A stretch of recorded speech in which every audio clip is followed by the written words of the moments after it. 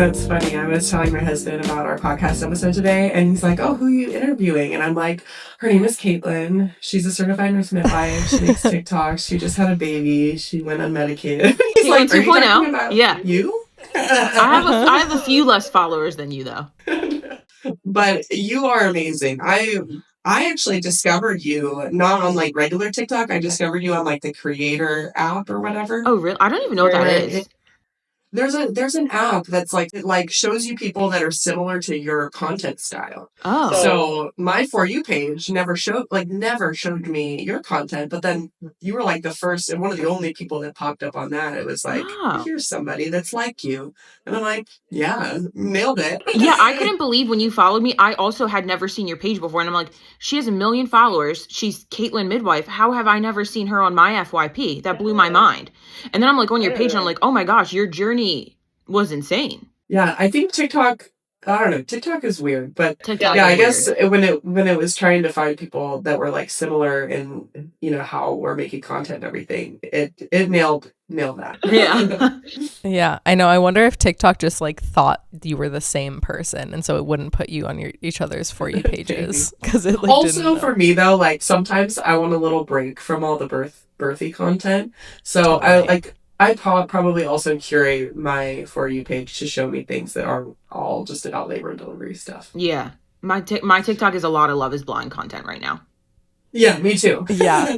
And political stuff. I guess it knows that I engage with that quite a bit. So one thing I did want to ask you about, I wanted you to, maybe tell us a little bit about your birth story, or summarize it, in your own words. Yeah, so I had a really rough pregnancy and I did not expect it to be so rough because my first was very uncomplicated. I ended up being diagnosed with hyperemesis, gravidarum or HG for short, when I was about 7 weeks, and I actually had to stop working. I had to go on disability for weeks. I had home infusion nurses come. At one point I was on like 4 or 5 different medications. It was really rough. And then, around 19 weeks, I started having preterm contractions. We still don't really know why I had them. They think it was that I had such a GI disturbance from the hyperemesis and all of that just like did like a prostaglandin shootout, and I went into preterm contractions. My cervix never changed, but it was 3 days in the hospital contracting, every 10 minutes, and it was excruciating. So I ended up being admitted to the hospital for that. I got a ton of medication to stop my contractions. I had some adverse effects. All of this is also on my TikTok if you guys want to go watch that. But after that, I got discharged, and just a couple days later, I was back in the hospital with a suspected bowel obstruction from all of the medication. So that was really rough. And then I ended up getting all of that sorted out. And then the rest of my pregnancy went on to be like uncomplicated. I still had hyperemesis. It got much better in my 3rd trimester, but everything else was stable. Like I didn't have diabetes. I didn't have high blood pressure. My ultrasounds were all normal. My growth was all normal. So even though I had those hiccups and I had that complication, I was able to gain a little weight in my 3rd trimester. The baby's growth was always good. My fluid and placenta function, everything was always good. So I was still able to be low risk enough to have a home birth. So the whole pregnancy, I saw a hospital-based midwife and I saw a home birth-based midwife because I just wasn't sure, am I going to be able to safely deliver at home? And sometimes you don't know that until you're in labor, or sometimes you're in labor and you have your baby and then postpartum, you have to go to the hospital. So it was very important to me to have like a very clear transfer plan. One of the things that I think the United States does really poorly is that they do not have out of hospital birth well integrated with in-hospital birth. So a lot of times people are scared to transfer, or it's a messy transfer where they're not getting records, and that was not going to be me. So I had all of my ultrasounds done at the hospital that I was planning on transferring to if I needed it. So they had all my records. I got all my lab work done there. It was also just easier with insurance. So that's kind of like how I had my pregnancy set up. And then at 37 weeks, I went into an episode of prodromal labor.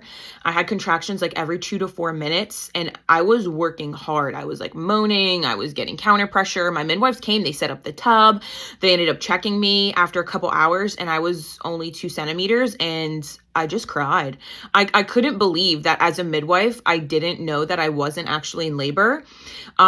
This ended up happening again at 38 weeks. The midwives came, we set the tub up. I was in what felt like labor for hours. And then finally at 39 weeks, it was the real deal. And my best friend, who's also a nurse midwife, she asked me, she was like, now that you've had the baby, she came the day I had him. She was like, now that you've had the baby, did those first 2 like false alarms feel any different to you than your actual labor? And I said, no, it felt the exact same. So I don't know why this third time I actually kicked in and why I dilated and why I progressed. But it did. But the last few weeks were really just like torture, especially having to like figure out like, okay, when do I call my childcare? When do I call my midwives? And feeling like I couldn't trust my body because I would have contractions every single day. And sometimes they would be every 2 to 4 minutes. So the final straw for me was the day that I actually had my son. I had a ton of bloody show. That was literally the only difference. I called the midwife and I was like, hey, this is the first time I've had a lot of bloody show. This feels like the last 2 times you were here, but I think third time's the charm. Maybe you come. So she came over and I was 5 centimeters, and then I cried again, happy tears this time, like, okay, this is it. She's like, no, your cervix feels like a laboring cervix this time. Because the first time I was 2 centimeters. The second time she came, I was 4 centimeters. So I was making change. I had them check me every week, which I would never do for a patient, but I was like neurotic in my head. And every time they checked my cervix, I was making change. These contractions were doing something, but they were never crossing me over into that threshold of active labor. So the last few weeks really took a toll on me physically because I couldn't rest. I was contracting all the time. Mentally, I just felt like a ticking time bomb, walking around 4 centimeters. Also with my first, I forgot to say, I have a history of a precipitous labor. So my first labor from start to finish was less than 4 hours. So, well, I felt like a ticking time bomb. Like at any moment, I was going to pop my baby out and my husband was going to be with my toddler and I would be all alone. That was my biggest fear. But it didn't work out like that. Everything ended up working out just like so beautifully. So I'm so thankful. So I got a membrane sweep on Monday. I got a membrane sweep on Tuesday because I was done. I couldn't do this anymore. At 39-1 and 39-2. And so at 39-2, I got my second membrane sweep in a row that morning. I went to bed at like 9 o'clock and, my contractions started gearing up. And I was just like, I'm going to lay in bed until I physically cannot. And then at 11 o'clock, they died down and I slept. I slept from like 11 p.m. till 3 a.m. And then at 3 a.m., they kind of woke me up. But I was able to stay in bed for like another half hour. And then they really started kicking in. But I was not going to call people until I knew that this baby was coming. So I contracted from like 3 a.m. to 6 a.m. And finally at 6 a.m., I was like, okay, I really think this is it. I still wasn't sure, but I was like, I do think it's it. So everybody got there at 7 a.m. My doula, my midwives, my mother-in-law for childcare, and they checked me and I was 5 centimeters and I just like cried relief. I was so happy. And then I just did a different ton of positions. And then by 8 a.m., I was like dying to get in the tub. So I got in the tub at 8 a.m. And then maybe only 20, 30 minutes later, I started feeling myself bear down. So I was like, okay, my body is doing this. It's only been an hour and a half that everybody's been here, but this makes sense with my last labor. I'm ready to push now. My body is involuntarily pushing at the peak of the contractions.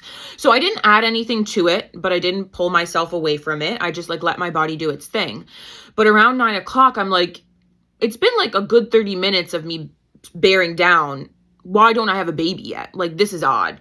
So they got me out, they checked me, and they're like, you're a stretchy 9. You're probably 10 with a contraction, but I think but the baby's still like -1. Baby still needs to come down. Why don't you get out of the tub, stay out, and do some pushes out of the tub? That was excruciating. After being in water and then going to gravity, it's so hard. So I pushed on the toilet, I pushed squatting, I pushed on hands and knees, and then I couldn't take it anymore. I was like, 9:30, I got to get back in the tub. So I get back in the tub and I'm starting to unravel at this point, because at this point I've been what I assume is, 9 to 10 for about an hour, and I'm pushing, and I know the feeling of what it feels like to have a baby come down and out, because I've had an unmedicated birth before. I can feel this child is not budging. I can feel that they are not moving, and I'm starting to get in my head. So they have me get out again. They have me push on the birth stool, which was excruciating. I couldn't do it. I get out for like 10, 15 minutes, back in the tub.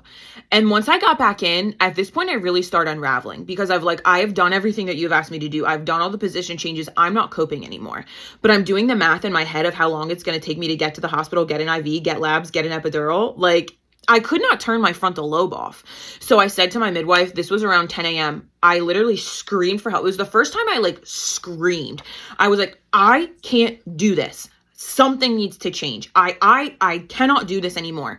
And she was like, I'm not going to hold you hostage here. We can do whatever you think you need to do, but I'm just going to let you know, I think you're going to have your baby at home very soon. Why don't we break your water? And I'm like, yes, let's break my water. Let's do something. I need an intervention. So I got out, they broke my water. I got back in the tub. I had my baby 15 minutes later. So I don't know why he wasn't coming down. He was a good bit smaller than my first. So I wonder if he was just like loosey-goosey in there, not putting enough pressure on my cervix. Who knows? He tortured me the whole pregnancy. But anyway, I get back in the tub. With the first contraction post rupture, I feel him moving down and I'm like, yes, I can do this. All right. And I just lock in and I'm like, okay, he's going to come. I can do this. So I definitely was loud because a human's exiting my body, but I knew I could do it at that point. So I'm in the tub, I'm in hands and knees, and the entire the last hour and a half, much to my husband's chagrin, I had my hand inside my vagina because I want to feel that baby is coming down. I'm checking myself. And now I finally feel him coming down. So I just leave my hand down there just to kind of like, it was really motivational to feel more coming out. It was also really demotivating when I didn't feel anything before. So I wish I hadn't done that, but whatever. At the end, I was happy to do that. So now at the end, I feel him crowning. I feel his head coming out, and I'm giving just like a little bit of head flexion because I'm terrified to tear up. And all of a sudden his head just pops out. And then as his head popped out, I just loosely felt a loose nuchal, which I don't think most people would be aware of, but like my midwife brain kicked in and I was like, oh, he's got a nuchal. And I just reduced it. And I was like, oh, I got it. Like, so bizarre. I don't know why I did that. Like, it would have reduced on its own. It was so loose. Whatever. I just like, my midwife brain was more there than I thought it was. Because my first son, that muscle memory, I was not in my midwife brain. I was in another land. This birth, I was way too in my frontal lobe. I never left my body like I did with my first. I don't know what happened, but I was very in my head. So anyway, his head pops out. I reduced the nuchal and I'm like, all right, I need the rest of him out. And then just like one surge later and he just like slithered right out. And because I was leaning forward, the midwives couldn't really like get to him. So I just grabbed him. I just picked him up. I just leaned back, kicked my legs out, and I just like put him on my chest. And I just like said, I don't know who I was thanking, the universe, my midwives, I don't know. But I was just like, thank you. He's finally here. We did a surprise gender. I looked down and I saw that it was a boy and I was shocked because this was such a different pregnancy. I was sure it was a girl. So I just look at my husband and I'm like, one, I can't believe he's out, because 20 minutes ago, I was thinking about going to the hospital. Now he's out, and it's a boy, and my husband is just, like, sobbing these just, like, hot tears. It was so sweet. And then 3 minutes later, I could feel another urge, and my placenta just popped out.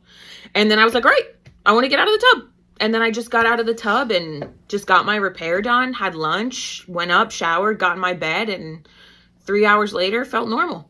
It was crazy. That's amazing. Yeah, it was incredible. You know, listening to that story, like, I feel like it's so common for especially healthcare workers when they're having their baby to like not be able to get out of their frontal lobe. I was like that with my first vaginal birth too. Like, could not focus on anything besides like how close my contractions were together, how little progress I felt like I was making.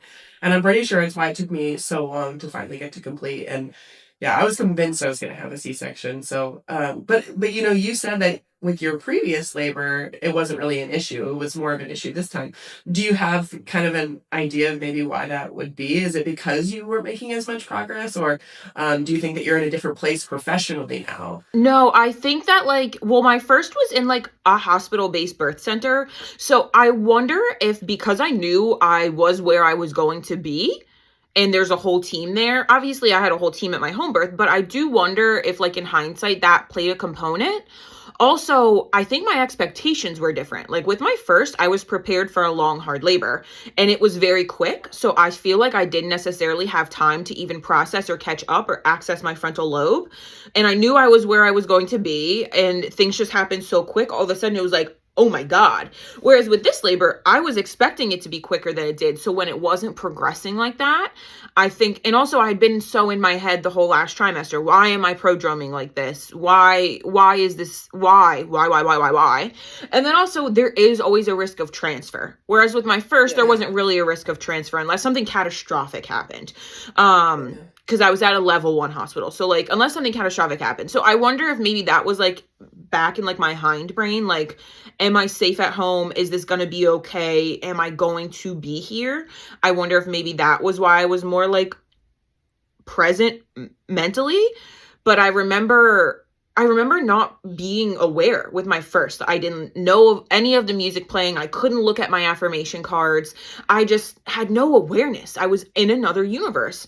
And with my son, I remember like being like, no, I don't like this song. Can you change it? With my second? No, I don't like this. Or like my husband would do something and I would be like, at one point I was like, please stop telling me all the things I tell my patients. Like I got like irritated that he was telling me the things that I say in labor. And I'm like, you don't even know.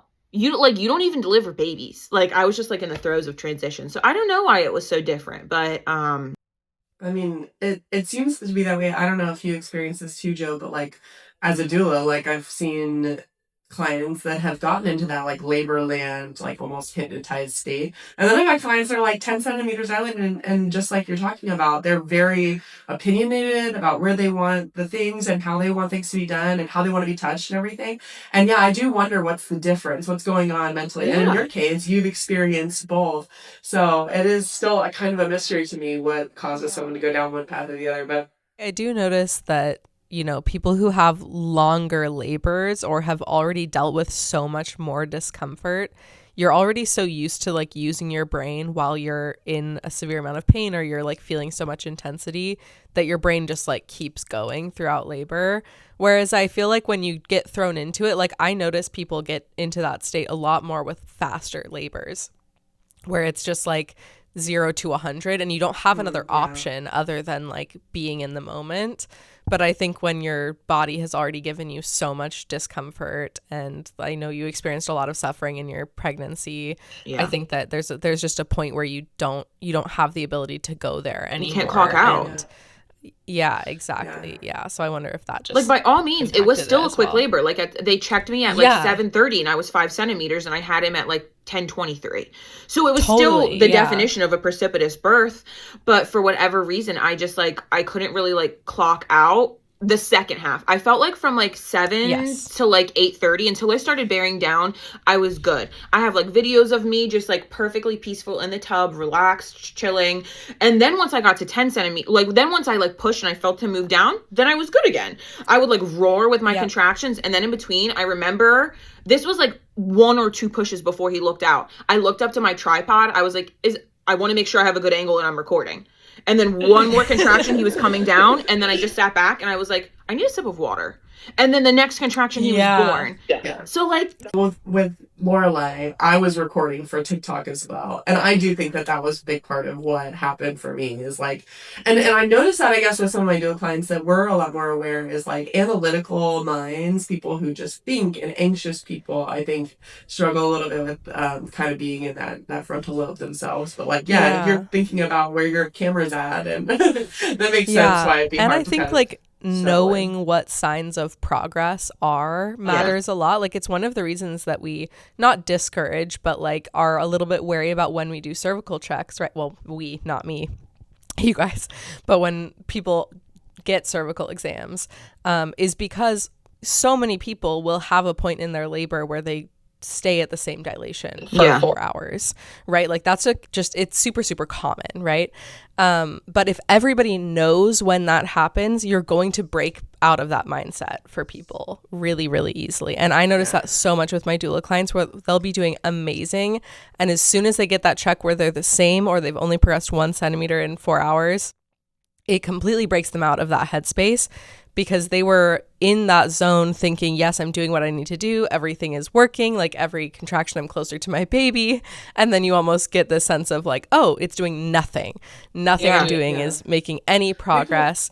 And I think you experience that, right, in your labor of like feeling that your baby is not moving down. That's really, really frustrating because you know what that's like and you know that that's supposed to be happening at that point. And so then it breaks you out of that mindset to know that people look at you like you're crazy when you talk about that being an option of you can have your cervix checked and not be told the number. Mm-hmm. And I feel like my patients look at me like I'm insane for suggesting that, but it really is a reasonable option people should consider for that exact reason, because sometimes, too much information is not good. No, I actually said that when I was bearing down and I felt the baby not moving and I got out, I said, please don't tell me how dilated I am unless it's not safe for me to push. And when she checked, because I was like, the way that it devastated me when they came at 37 weeks and checked me and I was 2 centimeters, part of me wonders if I would have gone into labor that night, but if you weren't anxious. I just completely collapsed in on myself when they told me I was 2 centimeters. And then when they checked me 4 hours later and I was still 2 centimeters. And then the same thing happened the second time they came out and they checked me and I was 4 centimeters and she checked me again later and I was still 4 centimeters. So I'm like, I wonder how much of like my mindset and my like inability to just surrender those early times played a factor. Who knows? Maybe none. I'll never know. But the mind is so powerful in good and bad ways. I think it's important for our listeners to really focus it too on like, you struggle to kind of, pinpoint, this is labor, prodromal. You said that prodromal labor and true labor didn't feel very different. And I think it's important for people to hear that even midwives, even people who work in this space and take care of hundreds, thousands of women, and know labor like the back of their hand, also struggle when they themselves are in labor to know what's labor and what's not. I struggle too. When I was, in labor with my daughter, Lorelai, I came in, very much feeling like I was in active labor and I was 2 centimeters dilated. But then at the same time, like a lot of effacement happened and not a lot of dilation happened. And I was beating myself up thinking, that I would have been farther along and I wasn't giving myself credit. And really just the mind can take you to some dark places while you're in labor. And these things that I would have told myself as a doula, like, hey, you've made a lot of good progress. You're making change, I can't talk to myself like that when I'm in labor. So I can only imagine for people who maybe don't have that knowledge or experience, how difficult that would be to navigate. And, is this labor? Is this not? In some senses, I wonder if it's easier because it felt like a blow to my ego. Like, I've had a baby before. I know exactly what labor feels like. And with my first, I need to stop saying with my son. With my first, I did have a version of prodromal labor, but my contractions never got closer than 5 minutes. So I never had to go to the hospital. I never had to I never had like a false alarm because I could tell if they're not getting closer than 5 minutes, it's not it. But the worst one was, it was 9 hours of contractions every 5 minutes. But I never felt like, okay, I'm about to have the baby. Whereas both of these times with this second pregnancy, I was like, this is it. Like the first, I felt like I kind of had an awareness that like I was either prodroming or early labor. I knew it wasn't active, even though I was contracting for hours. But the second, it was a different kind of torture. And I think there's good and bad to having the knowledge. Like it definitely felt like a blow to my ego, like as a midwife and as a second time mom. I should know what's happening in my body. So I feel like people who are listening to this, who, especially if you don't have a medical background, like why would you know? Why would you know if you're in labor? You know what I mean? Like it's okay if it's not cut and dry. It's okay if it's not It fools us all. it humbles us regularly.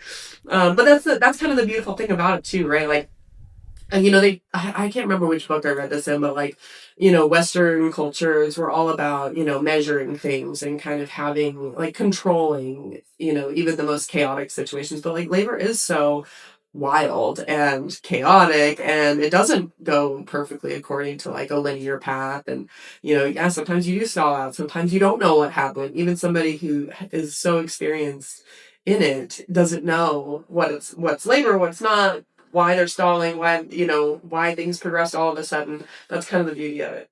Yeah, and it was crazy the amount of times that this pregnancy, this labor, this birth, the amount of times that I said, I did not prepare for this.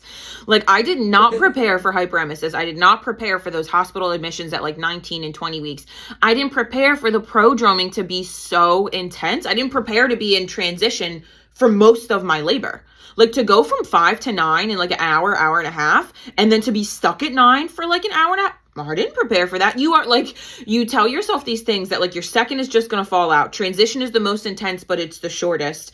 And things are going to feel better once you start pushing. You know what I mean? Like, you have these kind of like goalposts that you set for yourself for better or for worse.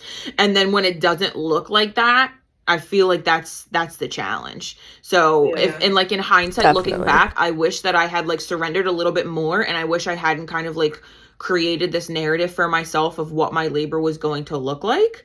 I wish that I had kind of just been like more open, but I had a version of my birth in my head, which I think is also a common thing for people in healthcare, but it's a common thing for anybody who's going to have a baby. You create a version, you create a reality, and sometimes it matches and sometimes it doesn't.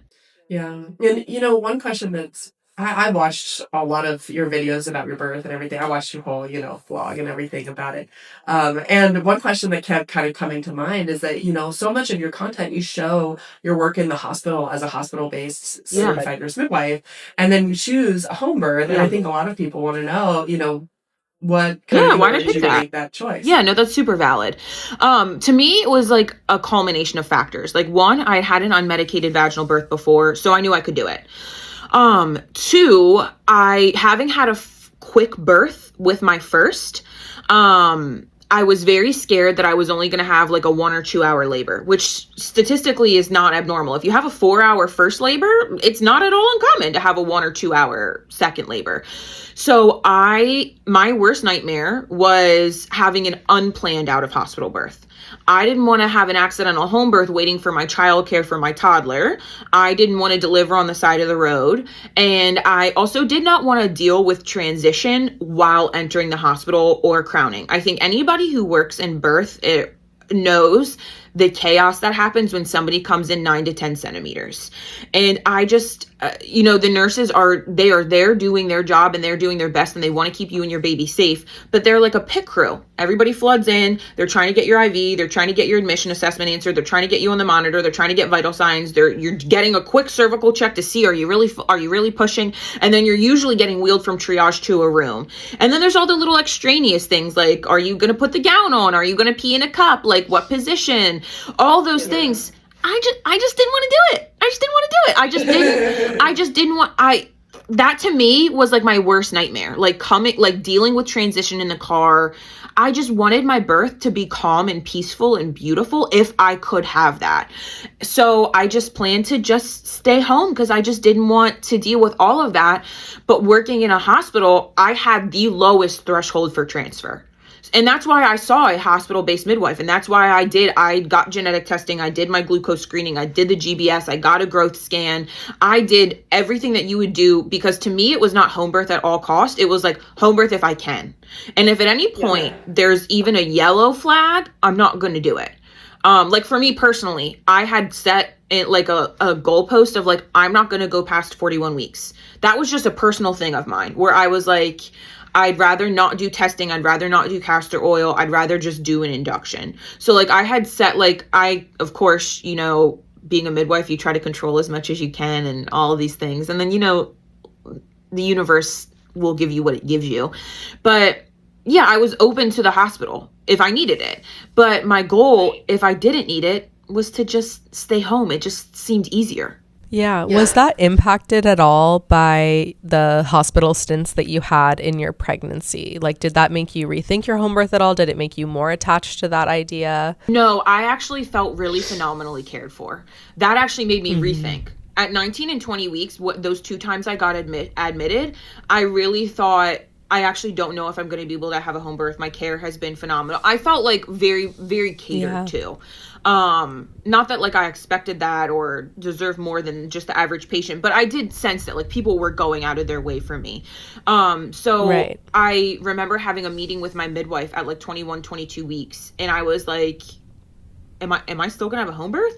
And she was just like, look, like, you can do whatever you feel comfortable with, but these kind of seem like situational things. Like you had an episode of preterm contractions that has stopped.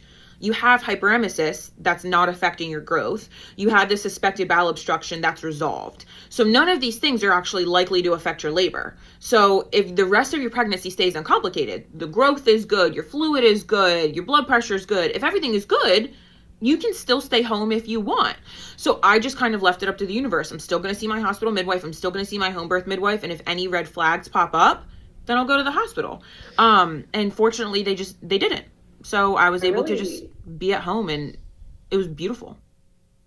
I really love that you are kind of shining a light on that option of you can choose a home birth and you can work with a home birth midwife, but you can also maybe have care, if you have health insurance. Obviously not everybody has the resources to be able to do both like that, but if you have health insurance and you can go and see a hospital-based midwife or MD while also planning a home birth, you have kind of both options, and it's maybe a little less scary in the sense of like needing to transfer halfway through a home birth, because like you said, our care, our healthcare system and home birth is very disjointed.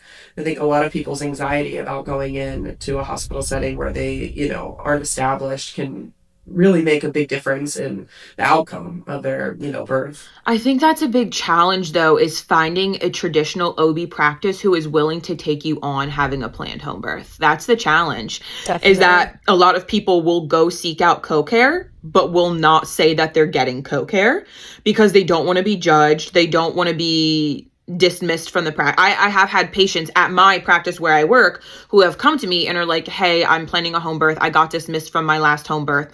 Or they end up having a home birth and I see them at their postpartum visit and I'm like, did you mean to do that? And they're like, yeah, but I didn't tell you because I didn't want to get kicked out. So that's the challenging piece, is that like, I hope that if somebody is listening that is a midwife or an OBGYN or a women's health NP, that even if your patient is planning on doing something that you do not agree with, like for example, when I worked at like a birth center, I had patients who would plan on free birthing for birth, but they wanted prenatal care. I certainly don't recommend that. I don't even really support it. But I did not want to alienate them from my care. So I would say, these are the reasons why I don't think you should do this. These are the reasons why I think you should come in. But I'm not going to bring this up at every visit because I'm not going to make you feel uncomfortable coming here. You know the risks, you know the benefits, and I still provided them with what I would hope they would perceive as safe, non-judgmental care. So I hope that if an OBGYN is listening to this and you have a patient who wants to get co-care with you, treat them well. That way, if something happens, they're not deterred, because I think this can actually make it worse. Is if somebody hears this podcast, they go to get co-care and they get treated poorly at the OBGYN office, they'll be like, the hell, if I'm going to transfer, I'm not going there. So I feel like as healthcare workers, we have an opportunity to make that transfer process more cohesive, or we have an opportunity to disrupt trust. It's really just a matter of like what we pick. 100%. I've even heard stories from home birth midwives of people who have been recommended transfer. Like the home birth midwives has said, hey, this is not safe anymore. We need to go into the hospital.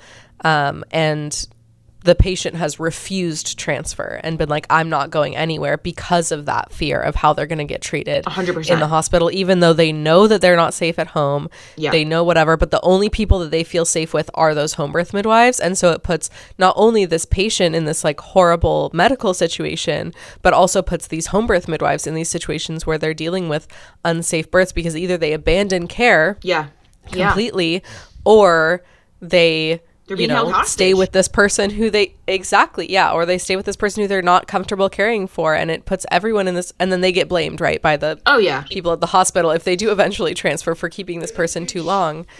There's a huge misconception, I think, amongst a lot of labor and delivery nurses, midwives, OBs, that like that pressure and that shame is somehow going to convince people to do what they think is the right decision, and it does the opposite. It does the exact opposite. Most of the time, you're going to dig your heels in. I had a lot of hospital encounters this pregnancy. I ended up having to get like iron transfusions, and I had, closer to the end of my pregnancy, I had one bad hospital encounter. And can I tell you that like that one bad hospital encounter stuck out with me so much more. Unfortunately, this is just how our brains are wired as humans, stuck out with me so much more than all of the positives, that like that just so reaffirmed for me. I was like, well, this is why I'm having a home birth. If I am a midwife and if I am educated and I am presenting presenting with these symptoms and you are refusing to care for me and you are refusing to treat me, why would I come to you? I don't want to like get into like all of the details and the logistics, but it was just like, it was so negative. I was like, I can't imagine what this feels like for a patient who has less knowledge than I do. It felt very alienating. I literally just like cried all day after like that experience. It didn't change. It was a bad day. But then I came back from it and it still didn't change my threshold for transfer, because to me, safety was like of the utmost importance. I would never put my birth experience above my safety.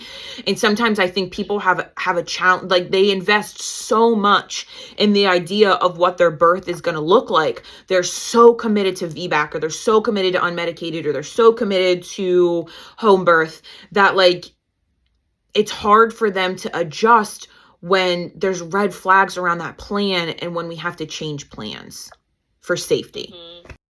Absolutely. Another thing that kind of I've been curious about is, because of the way that you've kind of talked so openly about, your job and all of these things, have you gotten tension or you've gotten pushback from your audience on your choice to do a home birth versus a hospital birth? I feel very privileged and I feel a little bit guilty about it, that I will say that 99% of my comments have been overwhelmingly positive because people know that I am a hospital-based midwife. I have that privilege that like the average person isn't going to come in and be like, do you know how unsafe? And it's like, well, it's actually my degree. So I know, I like in the kindest, least passive aggressive, condescending way, I would suspect I would know far more than the average TikTok commenter. And I think the average TikTok commenter is aware of that. So I haven't gotten that negativity. Where if you are an average person planning a home birth, you're going to have all of the people coming in, well, I would have died if I had a home birth, or blah, all that. I just didn't get any of that. And I'm assuming that it's because I am a midwife in a hospital. Every once in a while, like I said, 99% of the time. So I would get the most videos, I would have maybe one negative comment, but it was what it was. It didn't really bother me. Ironically, you were a hospital-based midwife that had a home birth. When I had my baby, I was a home birth midwife that had a hospital birth. Oh, yeah. And I did get a little bit of, like questioning of like, you're a midwife, why didn't you have a home birth? And so I just think it's funny, but it really does shine a light on the fact that like, we all get to make our own decisions. Yeah. And just kind of like you walked us through your thinking, your logic behind like, I don't want to do the whole transfer process and, give the urine and have to change into the gown and everything. And not that there's anything wrong with that. Like, yeah. And a lot of people, that's just like something they assume they're going to have to do and it doesn't bother them. Or like, you don't have to change into the gown. You don't have to do a urine sample. But for me, it's like the easiest way to avoid the things that I didn't want to do unless I had to was to just not go there. Amazing. Definitely. And like you were, a VBAC as well, which is one of the things that can, kind of risk you out of home birth care for a lot of midwifery groups, right? Can you guys talk a little bit about where that line is for and it depends on the midwife group, obviously, yeah. But like who is a good candidate for a home birth, who is not? Yeah. Well, I'll say, a point of contention within my home birth practice. Now I work in a hospital, but at that time I was at a home birth practice, was VBAC, because there is a gray area and it's a little different for everybody. At my home birth practice, the other midwives that I worked with, who were all CPMs, right? So not CNMs, there's a little bit of a difference in training and approach. They were all very comfortable with VBAC, and me being a VBAC, someone who can value, having that as an option, it made me nervous, to not necessarily to offer VBAC, but to offer VBAC without a very clear, like, these are the risks. And, especially just the timing of it too, right? Like, uterine rupture is the thing that we worry about the most with VBAC, especially at home. And one of the big risks of home birth is the transfer time, So if you have a VBAC and you were to rupture, we know from studies that the longer that you go without intervention worsens the outcomes for baby and mom. And so that's where I drew the line in my own home birth practice, was to say, look, I can support a VBAC at home if they're very clear on this part of the risk profile of that decision. Yeah. No, and I think for like home birth, there's like a green flag candidate, a yellow flag, and then like a red flag. I don't think it's like so black and white. And I think there's like ideal circumstances, right? Like to me, the picture perfect home birth candidate, and you don't have to be picture perfect to have a home birth, is one, I think it's like so nice if you already had a vaginal birth before. But that's absolutely not a prerequisite, because so many people go in as a first time mom and they have a bad experience, they have unnecessary interventions, they end up with a C-section. Now it's actually harder to have out of hospital. So that's not necessary. Right. You can absolutely have your first baby out of hospital. But I think it's a little extra layer of safety if you know you have that. And the second thing for me is that I think it's ideal if you are within 10 to 15 minutes of a well-resourced hospital. That was one of the other things that made me feel so comfortable, is that I am 10 minutes away from a hospital with a level 3 NICU and 24/7 in-house OB anesthesia and NICU. Yeah. One of the comments that I got frequently was, well, if I hadn't have been in a hospital for this, I would have died, or if this hadn't have happened so fast. I don't think people are aware that the majority of hospitals in the United States, anywhere from a third to 50%, depending on what data set you're looking at, are actually level 1 hospitals, or maybe level 2, but which means that they may not have 24/7 in-house OB anesthesia or peds or a NICU, and that a third of the United States is a maternity care desert. So people automatically equate, if you are in the hospital, you are going to get quick, safe, effective care. Most of the time you are. But for me, for example, I imagine if I had to transfer, the time it would take me to get to the hospital that's 10 minutes away, that's well resourced, versus the time it would take somebody who just shows up to a level 1 hospital to get an OB anesthesia and peds in-house, it probably is actually quicker for me to get care than somebody who is in a rural area that only has access to level 1. Mm-hmm. So that to me is a big component of if you're a good candidate for home birth, is what's your threshold for transfer and where are you transferring to and what does that look like? And then also other health conditions, right? Like you're not a good candidate for home birth if you have, diabetes on insulin, if you have high blood pressure, if you have like a significant risk factor, if your baby's growth restricted, if you have low fluid, if you need an induction for anything, you can't have a home birth. You can't have an out of hospital birth. So you do have to be healthy and low risk. Yeah. Yeah, definitely. And I think also there's this kind of misconception, like you were saying, that I think a lot of people especially people who have had cesarean sections, believe that like, if I hadn't been in a hospital at this exact time, like me and my baby would not be here. Sure. And that's why the cesarean happened.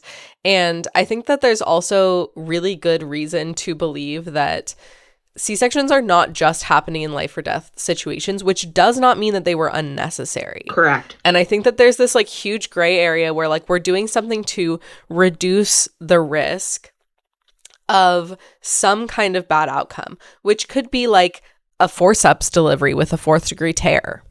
Or it could be like your baby spending any amount of time in the NICU. It's not always that it's happening because your baby would have not been here if this cesarean hadn't been here right now.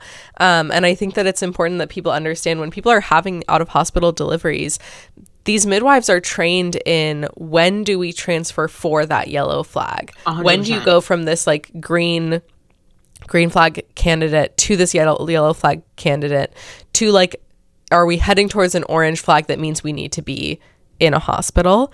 And most of those transfers are happening and then still, having good outcomes and still honestly having vaginal deliveries. Yeah. Like a lot of these transfers are not in these emergent situations. And I think it's less than 1%. For most practices, it's less than 1%. Yes. The vast majority of transfers are for maternal exhaustion, prolonged labor, which... Yes. which are not emergencies. Like, yes, it is helpful for you to transfer. Maybe if you did not transfer and get that epidural for rest, or maybe if you did not transfer and get Pitocin, you wouldn't have had a vaginal birth. So I think it's helpful to look at it the flip side. But no, I don't. I think you're 100% correct that people don't know the difference. Many people don't, between an unplanned C-section and an emergent C-section, like where it's like, okay, you've been 8 centimeters for 8 to 10 hours. There's little progress. I think for your benefit, we should have a C-section versus like terminal bradycardia, splash prep, general. Like I don't think a lot of people are able to differentiate between those two. And then a lot of other people are like, well, I would have died if this had happened. And it's like, well, no respectable home birth midwife would have taken you on because you're high risk from the start. You know what I mean? Like, yes. you have high blood pressure. You went into labor at 32. You never would have been home. You know what I mean? Totally. Yeah. And I think that there's this, like, you know, you don't understand when you're in a hospital, you might not be being made aware of where your risk level is as much as somebody who is at home. Because, you know, I see comments of people being like, you know, this horrible thing would have happened if I had a home birth. My baby had meconium and then aspirated meconium after delivery, and their water broke when they were like 4 centimeters. And they don't know, but we know that like that person would have been transferred as soon 100%. As meconium was present, right? And that wasn't like a sudden emergency that like this person thinks, you know, oh my gosh, nobody knew this would have happened. Like I was the lowest risk person ever. Yeah. But they knew that it was a possibility because meconium was present. And that's when they transfer when you're at home. There's something to be said also about the way that we manage care differently in the hospital, you know, because that same scenario, you know, we break somebody's bag of water potentially in the hospital, they develop an infection, and that person might go on to, you know, spread the word that had they had a home birth, they would have died of an infection. But, you know, it's like sometimes we're intervening in such a way that, you know, we're causing the problems to happen.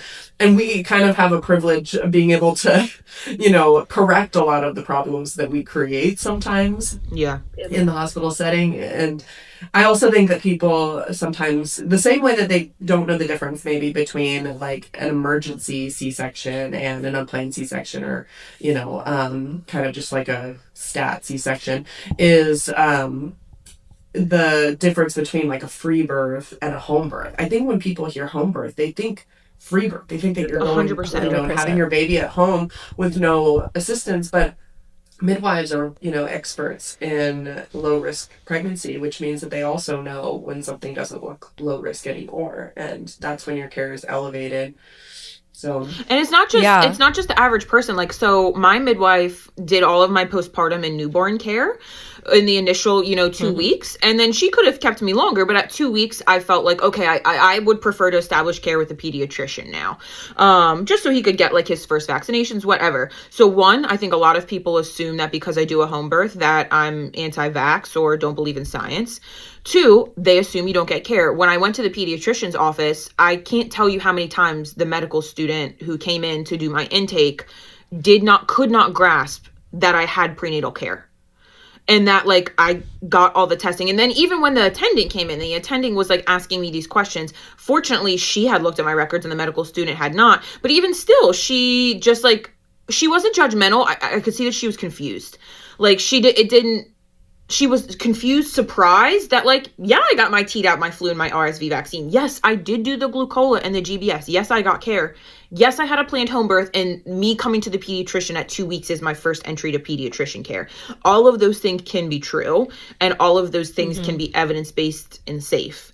But even like right now, I'm having a really hard time getting a birth certificate because the town that I live in is small, and the borough is like, well, there's no hospital in our town. We've never had to certify a birth. We don't know what to do. I'm like,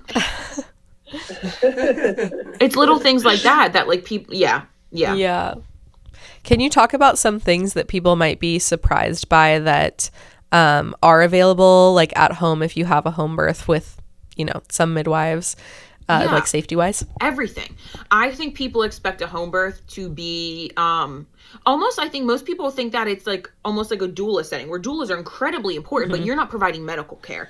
I think a lot of people assume that it's like a doula coming and you get support, but no medical care. Whereas like the midwives, like they're checking my blood pressure, they're using a Doppler, they're continuously monitoring the baby. And then for me, one of my biggest fears was having a hemorrhage at home because there's no blood bank here. So I personally chose something, what's called active management of the third stage of labor. So I asked the midwives, I said, as soon as that baby comes out, I would like prophylactic Pitocin shot. And they have that. Some people don't choose to get it prophylactically, but if you start bleeding, what they bring with them is they bring IV equipment, they bring Pitocin, TXA, Methergin, and Cytotec. So they have all of the equipment, all of the medications, all the anti-hemorrhage medicines. I had a second degree tear. She had all of the numbing medication possible and all of the suturing equipment possible for me to get that repaired. They also bring in a big oxygen tank, and they bring resuscitation bags for me and for baby. So if baby needs just like a little bit of positive pressure, a little bit of oxygen, they can do all of that.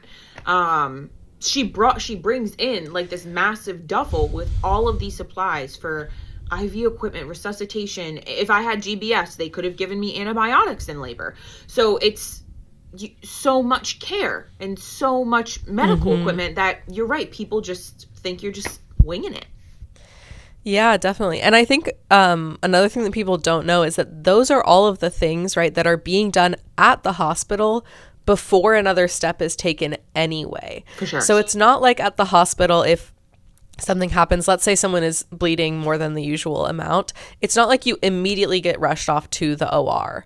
Yeah. You get all of these medications and you get all of the things that the home birth midwives would be doing at home within the first, 30 minutes, hour, whatever it is, before you make that next step anyway. And so when you are in a safe, transfer distance from a hospital, you're kind of just doing the exact same steps on your way 100%. Instead of doing them when you're actually at the hospital. Like, as a midwife who works in a hospital, calling for blood is my last step. So, like, 100%. Like, it's not like somebody has a gush and I'm just calling the blood bank. Like, it's pretty rare that you have a hemorrhage severe enough that needs blood, because 75% of hemorrhages are for uterine atony, which can be really well controlled with medication, maybe a bimanual. So there's all of these things that you can treat at home. And that's one of the things that, like, another thing that people would be surprised about is how strict my midwife's guidelines were. I remember, like, we had a visit specifically for, these are the things that would risk you out before, during, and after labor. This is what transfer looks like if you're pregnant. This is what transfer looks like if you're postpartum and you need a transfer, not the baby. This is what transfer looks like if baby needs a transfer, not you. These are situations when you could get in the car. These are situations and when you would need an ambulance. This is how much time I'll give your placenta to come out. These are the types of tears that you would need to go to the hospital for. Like, just like list after list after list of scenarios that we walk through, and me being comfortable with that and her being comfortable with that, and have us having like that mutual layer of trust that, like, if she says we need to transfer, I'm going to listen. Or if I feel unsafe at home, or if I feel like I need her, she will listen. So having all of that at home, I think most people they're just not aware that it works like that. Yeah, definitely. I think a big component that feeds into all the infighting amongst mothers and amongst, just the birth community and everything, is the way that these decisions almost have a moral value tied to them, and it impacts our own identity, what we choose for our own births, which is insane to me, because it's healthcare and it's our bodies, it's our babies, it's this very, almost transformational experience, and yet we're a sort of assuming an identity based off of what we choose. For sure. How do you think we can move away from that? I think being exposed to other types of birth. So, like, for example, having as a woman, not as a healthcare provider, but as just a woman who has a separate identity from my professional life. Personally, before I had my first, I did not understand why people automatically wanted an epidural. I felt like, well, why wouldn't you just try? You can move around. There's downsides. There's risk. Professionally, I support whatever decision you want to make. And I would never say that to a patient. But personally, I was like, why don't you get an epidural? And then I had my son and I was like, oh, that's why people get epidurals. You should get an epidural. You should get an epidural.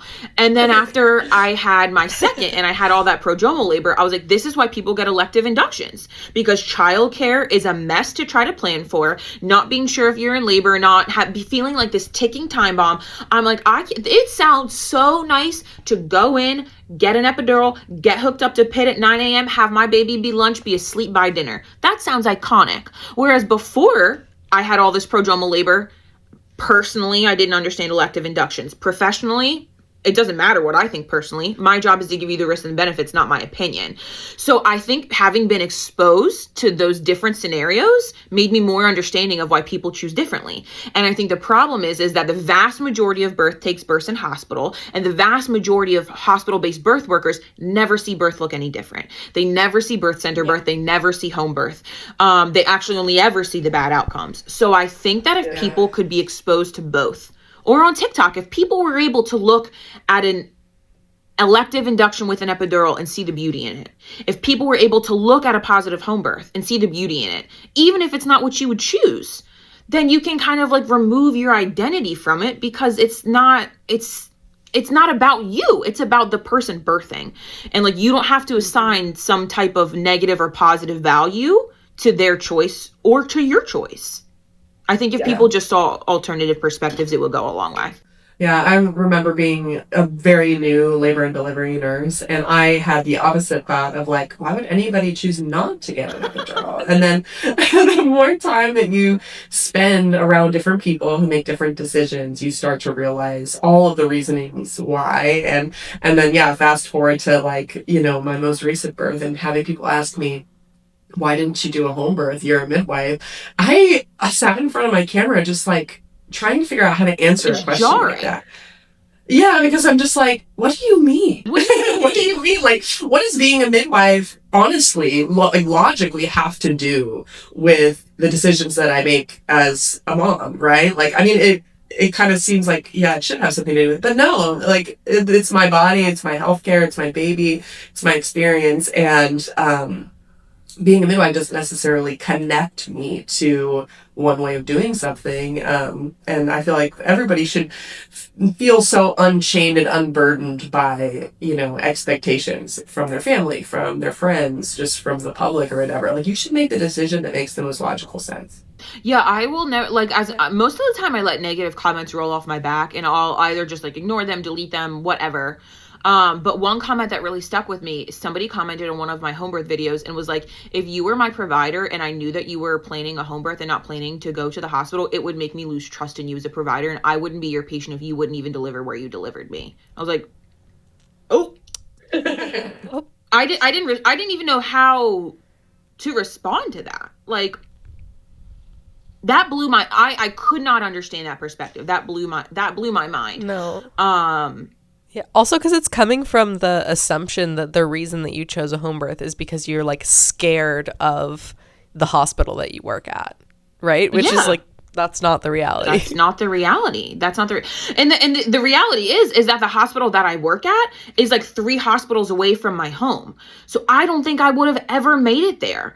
And so that was like that. Yeah. And it's so interesting. The only people who I was scared to tell that I was having a home birth was actually my partners in my practice, because I didn't want them to be offended that I wasn't seeking care from them.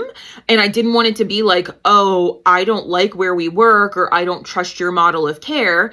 But full transparency, I am the only midwife in my practice. And I think they all respected the fact that I did want another midwife. I was like, hey, if I ever need an OBGYN, you guys are the first people I call. Which, for example, at 19 and 20 weeks, when I got admitted, I actually went out of my way to go to my practice, to go to the hospital I work at, because I was like, I don't need a midwife right now. I need a doctor. And my doctors that I work with provided phenomenal care for me. The hospital I worked at provided phenomenal care for me. But for so many reasons, it just made sense to, why am I going to go to the hospital, drive past 2 hospitals to get there? I would prefer a midwife because that's the model of care that I practice in. I want a water birth, and that's not a thing at the hospital. But yeah, that comment, it just blew my mind. Yeah. It's unfortunate how much explanation needs to be there too, And the fact that, I mean, even in this conversation, like the need to ask those questions, because it is on like what's on people's mind is like, well, why wouldn't you choose to deliver in the same place that you choose to work at? Or, vice versa, like I said, like with me or whatever, why wouldn't you choose to be, have your baby in the home birth setting if you yourself choose to be a home birth midwife? And yeah, it's I don't mind questions. Interesting. I don't mind questions when they come from a position of curiosity. I mind questions when they come from a position of judgment, like where you already know what you're thinking. And it goes both ways. Like, well, why would you get the epidural? Why would you have an induction? Why would you have a C-section? It doesn't just go anti-crunchy, like medical versus crunchy. Like, it goes both ways. Well, like, why are you breastfeeding? Like the New York Times article that came out, the only way to have equity in your relationship is to formula feed. Why would you breastfeed? Nobody is safe from the judgment of other people, which is a challenge. It's a challenge. I just think you might get a little bit more of it when you make a less popular decision, and home birth is less popular.